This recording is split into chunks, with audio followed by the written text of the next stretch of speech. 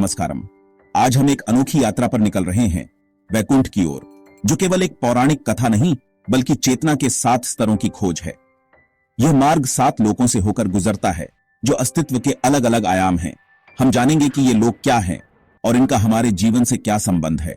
यह यात्रा हमें दिखाएगी कि कैसे हमारी संस्कृति ने ब्रह्मांड की विशालता को 7 स्तरों में बांटा है, भूलोक से सत्यलोक तक। AI द्वारा निर्मित छवियां इन लोकों की भव्यता को आपके सामने लाएंगी। तो चलिए अपनी चेतना को एकाग्र करें और इस अद्भुत यात्रा के लिए तैयार हो जाएं। पहला पड़ाव है भूलोक, हमारी पृथ्वी, जहां जीवन अपनी सबसे भौतिक अवस्था में प्रकट होता है। यह कर्म भूमि है, जहां हम अपने कर्मों के आधार पर आगे की यात्रा तय करते हैं। भूलोक केवल एक ग्रह नहीं, बल्कि चेतना का वह स्तर है जहां हम 5 इंद्रियों से दुनिया को अनुभव करते हैं। यही पहचान हमें भौतिकता में बांधती है और इससे परे देखना ही आध्यात्मिक यात्रा की शुरुआत है। लेकिन इसी धरातल पर साधना और विकास संभव है। भूलोक एक मंच है, चुनौती भी, अवसर भी। यह हम पर निर्भर करता है कि हम इसे बंधन माने या मुक्ति का साधन। भूलोक की सीमाओं से ऊपर है भूवर लोक, पृथ्वी और स्वर्ग के बीच का सूक्ष्म आयाम। इसे पितृलोक भी कहते हैं, जहां आत्माएं मृत्यु के बाद कुछ समय निवास करती हैं। यहां ऊर्जा, भावनाएं और इच्छाएं मुख्य भूमिका निभाती हैं। श्राद्ध और तर्पण जैसी क्रियाएं इन्हीं आत्माओं की शांति के लिए की जाती हैं। भूवर लोक हमें सिखाता है कि मृत्यु अंत नहीं, बल्कि एक अवस्था का परिवर्तन है। जो व्यक्ति अपनी वासनाओं पर नियंत्रण पा लेता है, वह इस लोक से आगे बढ़ सकता है। अगला पड़ाव है स्वर्ग लोक, देवताओं का निवास, जहां केवल सुख और ऐश्वर्य है। यह उन आत्माओं का गंतव्य है जिन्होंने पुण्य कर्म किए हैं। लेकिन स्वर्ग अंतिम मंजिल नहीं, यह अस्थायी है। पुण्य क्षीण होने पर आत्मा लौट आती है। स्वर्ग मनोमय कोश से जुड़ा है, जहां विचार तुरंत प्रकट होते हैं। यहां सुख की खोज ही सब कुछ नहीं, सच्चा आनंद भीतर से आता है। जो साधक इस सत्य को समझता है, वह स्वर्ग के आकर्षण से आगे बढ़ता है। स्वर्ग के बाद चेतना महर लोक में प्रवेश करती है, ऋषियों और मुनियों का निवास। यहां आत्माएं ज्ञान और आत्म साक्षात्कार के लिए जीती हैं, न कि भोग या भय के लिए।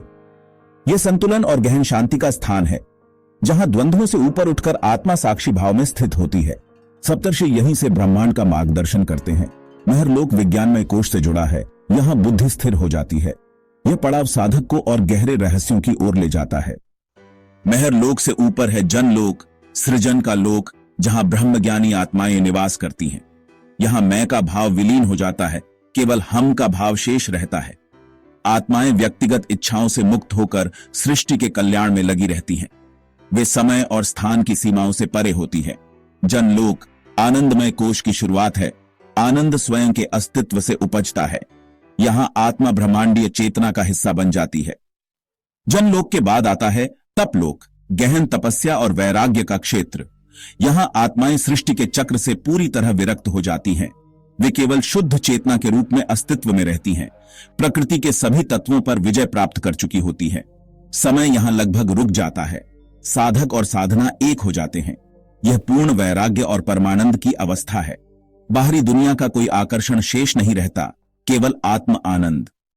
सभी लोगों को पार कर चेतना पहुंचती है सत्यलोक, वैकुंठ, ब्रह्म का निवास।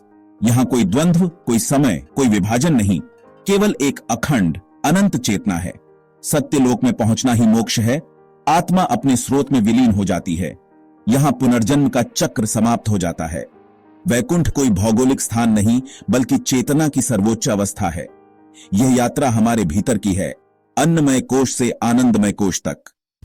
आपने हमारे साथ 7 लोकों की इस अद्भुत यात्रा में भाग लिया, भूलोक से सत्यलोक तक। यह यात्रा केवल कथाओं का संग्रह नहीं, बल्कि आत्मज्ञान की दिशा में एक मार्गदर्शिका है। हमारा जीवन केवल भौतिकता तक सीमित नहीं, हमारे भीतर अनंत ब्रह्मांड छिपा है। अगर आपको यह यात्रा पसंद आई तो वीडियो को साझा करें और चैनल स्पार्क टेल्स इंडिया को सब्सक्राइब करें। अब आपकी बारी, कौन सा लोक आपको सबसे आकर्षक लगा? अपने विचार कमेंट्स में साझा करें। मिलकर सत्य की खोज में आगे बढ़ते हैं। नमस्कारम।